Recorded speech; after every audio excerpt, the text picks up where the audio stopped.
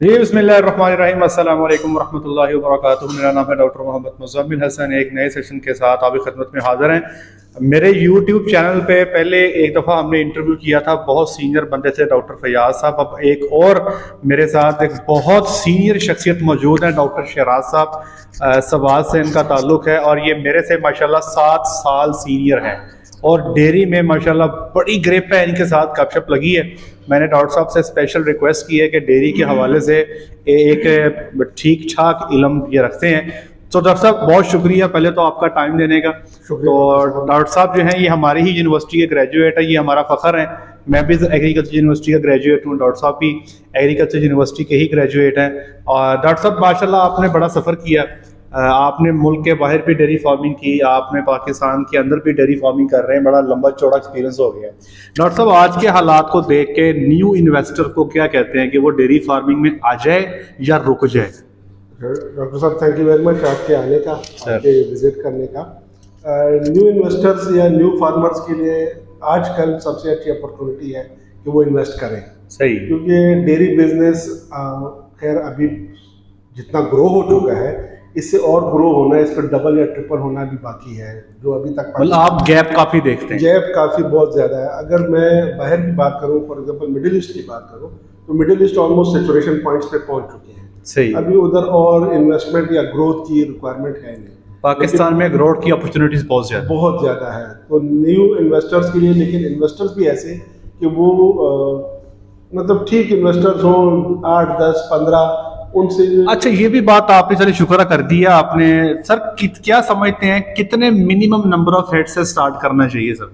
Minimum of heads अगर आजकल के दौर में देखा जाए, क्योंकि एक टाइम में हमने कोई एक वर्किंग की थी जिसके ऊपर 50 एनिमल्स फिजिबल हो रहे थे। ठीक है जी। लेकिन आजकल के अगर दौर में देखे जाए तो मेरे ख्याल में 100-150 से नीचे फिजिबिलिटी बनती नहीं है। हाँ, मैंने दोबारा इसके ऊपर वर्किंग तो नहीं की है, लेकिन एक सर जब ये आप बता रहे हैं 50 की जो आप बात कर रहे हैं, ये सर किस ईयर में आपने वर्किंग की? 2015-16 की मैं 2015-16 में 50 एनिमल्स मिनिमम की वर्किंग थी और अभी डेफिनेटली चीजें 3 गुना तो हो चुकी है। तो 100 से 100 जानवर जो है आपके ख्याल में उससे स्टार्ट आपको लेना चाहिए। सर पहले लोग ये कहा करते थे कि यार अमूमी तौर पे हम अपने फार्म्स का बता देते हैं, हमें बाकी का तो नहीं पता।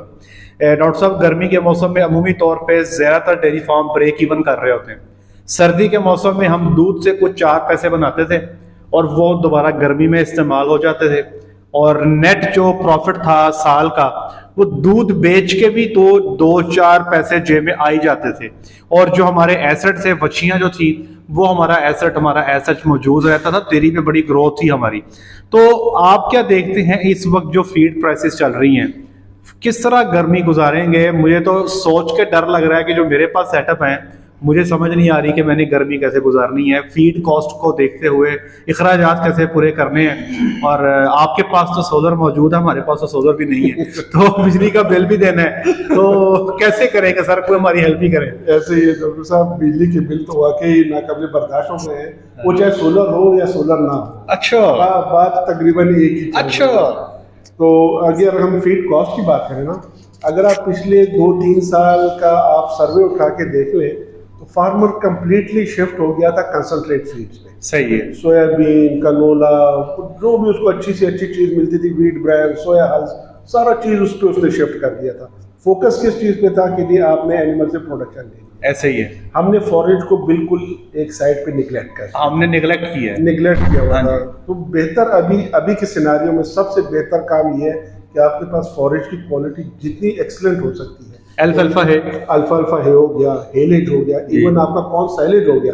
कॉर्न साइलेज आप ड्राई मैटर वाइज उसको अच्छा बनाएं, उसकी आपको स्टार्च अच्छी ले, आपकी ये सारे एक्सपेंसेस जो उस साइड पे जा रहे थे कंसंट्रेट साइड पे, वो सारे आप अभी शिफ्ट करें अच्छी फॉरेजेस पे। तो वो फॉरेजेस आप जितने, क्योंकि वो होम ग्रोन है, बाकी सारी चीजें आपको पता ही है डॉक्टर साहब इम्पोर्ट हो रही है। डॉक्टर साहब माशाल्लाह अभी भी 4000 हेड्स पे काम कर रहे हैं। डॉक्टर साहब क्या लगता है आपको, सोयाबीन डेफिनेटली वो आप भी नहीं डाल रहे, वो तो समझे ना कि जेब भी इतनी ज्यादा देती नहीं है। सोयाबीन के बगैर जिंदगी कैसी है?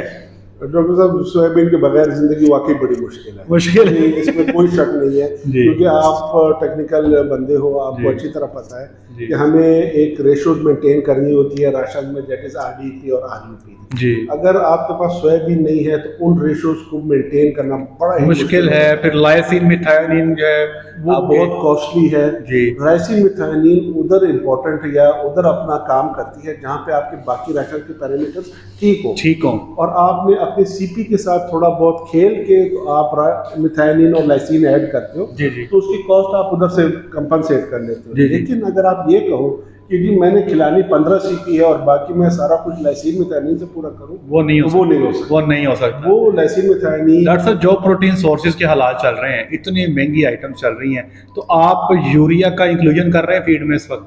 बिल्कुल डॉक्टर साहब, हम यूरिया का इंक्लूजन कर रहे हैं और ऑलमोस्ट अभी हम डबल पे चले गए हैं। डबल पे चले गए? डबल पे चले गए, जहाँ पे हम डॉक्टर साहब 40 ग्राम देते हैं 80 ग्राम पर हेड दे रहे हैं। 80 to 100 ग्राम हम पर हेड पर हेड दे रहे हैं आप। क्योंकि हमें चाहिए वो माइक्रोबियल प्रोटीन्स चाहिए। ठीक है, अब मजबूरी बन गई है। मजबूरी बन गई है। डॉक्टर साहब कौन कौन से प्रोटीन सोर्सेज यूज कर रहे हैं इस वक्त फार्म पे आप? अभी मैं मेनली सिर्फ 3 ही यूज कर रहा हूँ, दैट इज ग्लूटन 60, कनोला और रेपसीड। अच्छा, ग्लूटेन 60 ही क्यों डॉक्टर साहब, व्हाई नॉट 30?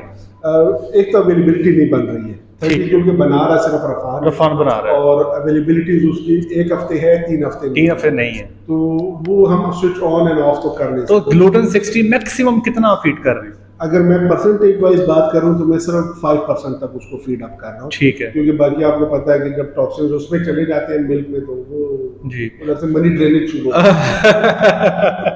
अच्छा डॉक्टर साहब, आप सोयाबीन डेफिनेटली नहीं है, यूरिया डबल कर दिया, बचत हो गई ब्रीडिंग की, जो पहले रिजल्ट्स आते थे उसके आसपास हैं या कुछ फर्क लगा है? डॉक्टर साहब मैं कंपेयर अगर करूं लास्ट ईयर को और इस ईयर को, जी जी तो क्योंकि यूरिया तो हमने खिलाना शुरू किया है, आप समझ लें कोई दिसंबर ऑनवर्ड या last week of December onward हमने खिलाना शुरू जी जी किया है। तो उसके इफेक्ट आना तो अभी शुरू अभी शुरू होंगे। तो उससे पहले हमारे सारे टारगेट्स थे वो ऑलमोस्ट सेम टू सेम ही चल रहे थे, उसमें कोई वो नहीं था। मतलब बच गए आप? बच गए हम। इसके साथ साथ तो बाकी आपको टेस्टिंग का पता ही है, हम बन और मन अपना रेगुलर करवा। कितना बन आपका चल रहा है एवरेज? हमारा ब्लड यूरिया नाइट्रोजन अभी लास्ट वीक जो किया था वो हमारा एवरेज 16 चल रहा है। तो ठीक है, फिट है, वो हमारा फिट चल रहा है, बेहतरीन टू 19 मैक्सिमम। हाँ जी बेहतरीन, आप बड़ी बेहतरीन लिमिट पे चल रहे हैं आप। हाँ, तो वो हम डॉक्टर साहब हमारे व्यूअर्स को ये बताएं कि कितने लीटर दूध, कितने रुपए फी लीटर दूध बेचने पे जिंदा रह सकते हैं इस वक्त और आगे गर्मी में? देखिए क्या सेलिंग प्राइस दूध की क्या होनी चाहिए? सेलिंग प्राइस आजकल की अगर उसमें मैं कैलकुलेशन करूँ ना 165 से नीचे तो किसी सूरत वारा नहीं खाती जी। लेकिन अगर आपके पास वॉल्यूम है ना, वॉल्यूम, तो आप फिर थोड़ा बहुत आप सर्वाइव कर जाते हैं, क्योंकि वॉल्यूम बेस्ड इंसेंटिव्स जो मिल रहे हैं वो मिल जाते हैं, जो कंपनीज की तरफ से मिल रहे हैं, तो वो आपको सर्वाइवल कुछ बन जाते हैं।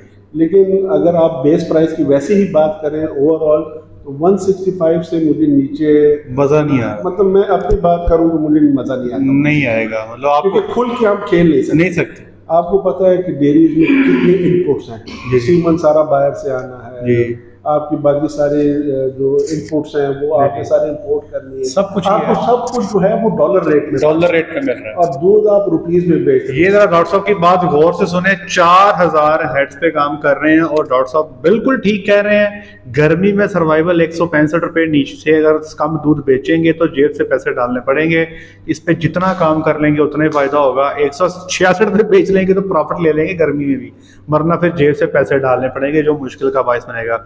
ना सर, सीमन सिलेक्शन पे एक छोटी सी बात कर रही हैं आपसे, आप डेफिनेटली बड़ा क्लास का सीमन यूज करते हैं, जो मिनिमम क्राइटेरिया है टीपीआई का वो आप कितना रखते हैं अपने फॉर्म्स के लिए? डॉक्टर मैं अपनी बात करूं ना जी, तो मैंने टीपीआई की सिलेक्शन छोड़ी हुई है। आपने छोड़ दी है? नेट मेरिट पे जाते हैं आप? नेट मेरिट पे जाते हैं, मेरिट। तो कितना मिनिमम नेट मेरिट आप ले रहे हैं? मैं उसको डिवाइड कर लेता हूँ। ठीक है। डिवाइड मैं ऐसे करता हूँ कि उसमें मैं हेल्थ के पैरामीटर्स देख लेता हूँ। ठीक है, कि ये हेल्थ के पैरामीटर्स मुझे कितने इंपॉर्टेंट है मेरे हार्ट के लिए, ठीक क्योंकि है। मैं हार्ट की इवैल्यूएशन पे चलता हूँ। ठीक है, प्रोडक्शन की मुझे कितनी इवैल्यूएशन अपनी जरूरत है जी और उसकी कितनी जरूरत है, सही, क्या नाम है, रिप्रोडक्शन, जी जी, इन तीनों चीजों को मैं मिक्सअप कर लेता हूँ, उसके ऊपर मैं नेट मेरिट कैलकुलेट करता हूँ। वो भी मेरा एक फिक्स फिगर नहीं है। ठीक है। अगर हम एवरेज की बात कर लें, मैं एवरेज की बात करूँ, अगर हम क्योंकि लोग नॉर्मली टीपीआई पे काम कर रहे हैं, टीपीआई की ज्यादा समझ आती है, जी जी, तो मैं मिनिमम 2400 मैक्सिमम 2600, ठीक है, इसी दरम्यान में खेलता हूँ। लेकिन 2500 ऑन एवरेज 450 ये मेरा एवरेज है। और नेट मेरिट जो है एवरेज वो ऑलमोस्ट लास्ट ईयर की मैं अगर बात करूं तो मेरे ख्याल में 40 हमने रखा था। चले ठीक हो गया, सही है। चलें ये तो बेहतरीन हो गया। तो डॉक्टर साहब आपका फ्यूचर टारगेट्स क्या हैं? आप फार्म को बढ़ाई जाना चाहते हैं या आप अपने फार्म पे डेफिनेटली एक टाइम आता है जब आपके पास हीफर सरप्लस होना शुरू हो जाती हैं, तो रिप्लेसमेंट के बाद जो बकाया हीफर बचती हैं, अब आगे क्या प्लान है? जैसे जेके वो हर साल 300 हीफर सेल करते हैं, आप इस फेज पे कब आएंगे? अभी हर्ट साइज को बढ़ाते ही जाना है या फिर चाहते हैं कि नहीं अभी हमने अपने हर्ट को स्टैटिक रख के लॉक करके अब सेलिंग पे भी आना है? नेक्स्ट 2 इयर्स का जो प्लान है वो तो हमने स्टेबलाइज रहना है। स्टेबलाइज रहना क्योंकि उसकी सबसे बड़ी वजह ये है कि कंस्ट्रक्शन कॉस्ट बहुत ज़्यादा ऊपर चली गई है जी। और वो कंस्ट्रक्शन कॉस्ट मैनेज करने के लिए फिर डेफिनेटली आपको सरप्लस एफर्ट्स चाहिए जी जी। तो वो सरप्लस एफर्ट्स जब हम बनाएंगे और उसकी सेल आउट शुरू होगी तो that will be somewhere in 2025। मतलब आप 2025 का टारगेट रख रहे हैं आप? 2025 का टारगेट, क्योंकि जो हमारा पार्लर लगा हुआ है उसकी कैपेसिटी को भी फुल आउट करना जी है। जी। अपने जो हमारी जो एग्जिस्टिंग फैसिलिटी है उसको भी प्रॉपर्ली यूटिलाइज करना है। दोस्तों इन्वेस्टर को बताएं कितने साल तक पैसा झोंकना है इस कारोबार में? 2 साल, 3 साल, 4 साल, 5 साल? 3 साल ले जी, वही बात ही आपको यही बात बताइए कि मिनिमम 3 साल तक आपको इसमें इन्वेस्टमेंट डालनी है और फिर साथ साथ अकॉर्डिंग टू एक प्रोफेशनल टीम के साथ प्रोफेशनल तरीके से चलना है। अगर मतलब आप सारी बातें मान लें, 3 साल इन्वेस्टमेंट भी कर दें लेकिन आपकी हीफर 3 साल पे बचा दे रही हो तो फिर आपकी 3 साल की इन्वेस्टमेंट का भी कोई फायदा नहीं होगा। तो ये आपको प्रोफेशनली चीज़ों को लेके चलना है, जैसे डॉक्टर साहब ने हर चीज़ को यहाँ पे कैलकुलेट किया हुआ है। तो डॉक्टर साहब क्या लास्ट पैगाम देते हैं डेयरी फार्मर्स को? गर्मी आ रही है, अनफॉर्चुनेटली हम स्टेबल नहीं हो रहे हैं, हमारी पाकिस्तान की जो पॉलिटिकल सिचुएशन है, और हमें तो डर लग रहा बिजली के बिलों से बहुत ज़्यादा, और मुझे तो समझ नहीं आ रही कितने फार्मिंग सेटअप्स में बंद होते देख रहा हूँ। तो आपका कोई मैसेज, कोई पैगाम ऐसा जो लोगों के लिए जो है ना जी एक होप ऑफ लाइट हो, एक लोग बच जाए, को सर्वाइव कर जाए, हमें कोई ऐसा कोई टिप देने जाते रहते हैं? जो सब एक चीज पे काम करना बड़ा जरूरी है, वो है काउ कंफर्ट। काउ कंफर्ट, आप काउ कंफर्ट जितना बेहतरीन इस गर्मियों में रख लेंगे ना जी, आप उतने ही अच्छे सर्वाइव कर लेंगे। लें जी, डॉक्टर साहब ने कहा है कि अपनी गाय को खुश रख लें। गाय आपकी जो है ना वो पेंटिंग ना करती हो, और जब पेंटिंग नहीं करेगी अच्छा दूध देगी। डॉक्टर साहब सॉरी मैं ये बीच में सवाल मुझे याद आ गया, गर्मी में ब्रीडिंग करते हैं आप लोग या जुलाई अगस्त में, या स्टॉप कर देते हैं? करते हैं, हमारा ईयर राउंड चलता है। आप राउंड ये करते हैं, तो जुलाई अगस्त और सितंबर में तो कंसेप्शन आपकी काफी कम हो जाती है। वो कम भी हो जाए लेकिन वो एक गाय प्रेग्नेंट करना उस टाइम में वारा खाता है एज कम्पेयर हम उसको छोड़ दें, लैक्टेशन लंबा करते हैं, लैक्टेशन लंबा कर लें या काबिल इंटरवल। देखिए डॉक्टर साहब इसका ख्याल ये है कि पूरा साल ब्रीडिंग कर लें। ऑफ कोर्स जुलाई अगस्त में आपके रिजल्ट्स बहुत थोड़े आते हैं कंसेप्शन के, लेकिन डॉक्टर साहब का कहना ये है कि अगर एक गाय भी एडिशनल प्रेग्नेंट हो गई तो वो आपको प्रॉफिट दे जाती है। डॉक्टर साहब आपके टाइम का बहुत शुक्रिया, अल्लाह आपको जज़ाए खैर अता फरमाए। Thank you very much. आज के लिए इतना ही, अपना ख्याल रखें, दुआ में याद रखें, 5 वक्त की नमाज बाद जमात अदा करें। अस्सलाम वालेकुम।